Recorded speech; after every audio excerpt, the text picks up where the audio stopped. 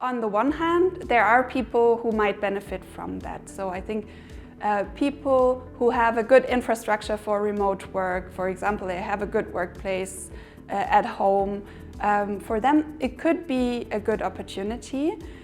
But from our research in Remaking, I also have some doubts about the positive impacts, especially also on the level of how it affects people's living and working conditions, also people living in different contexts. And I think this is maybe something that hasn't been discussed enough yet, that not everybody is in this ideal situation. There's people living in cramped conditions and just not having the space to really work at home and really do focused and good work.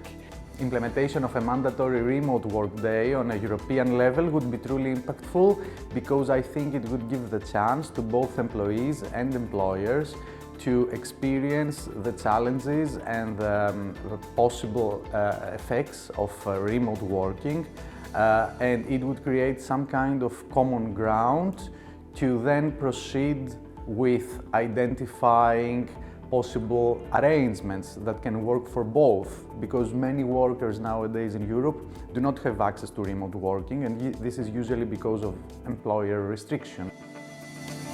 There's people who share their living space with others, for example. So I think for these people, having to work from home really wouldn't be a viable alternative.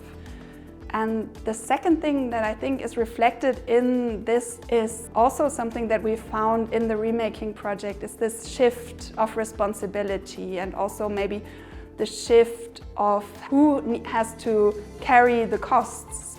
Because if we're making people work from home, it also means that the energy costs, for example, lie with them and they will have to deal with it. So I think if we're thinking about saving energy costs, we also need to look at those different living contexts. It is, in a way, a sign of the time. We need to move to a model of labor that is different than what we got to know in the past. Maybe it won't be the fully remote working arrangement that we got to know through COVID, but I think hybrid will be the way, and most likely it will be the form of labor organization that we need to get used to.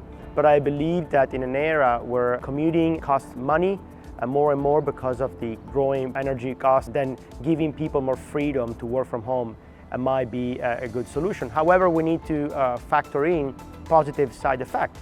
Certainly we are saving money on transportation, but we're spending more money at home. So I think this is also showing that remote working should be understood through a holistic perspective, understanding all the nuances that are in fact brought forward by this model of labor organization. Overall, yeah, I think that implementing a mandatory remote workday on a European level would be a great policy, a great top-down initiative, because it would create an equal access to the benefits, the challenges, and the overall effects of remote working for everyone.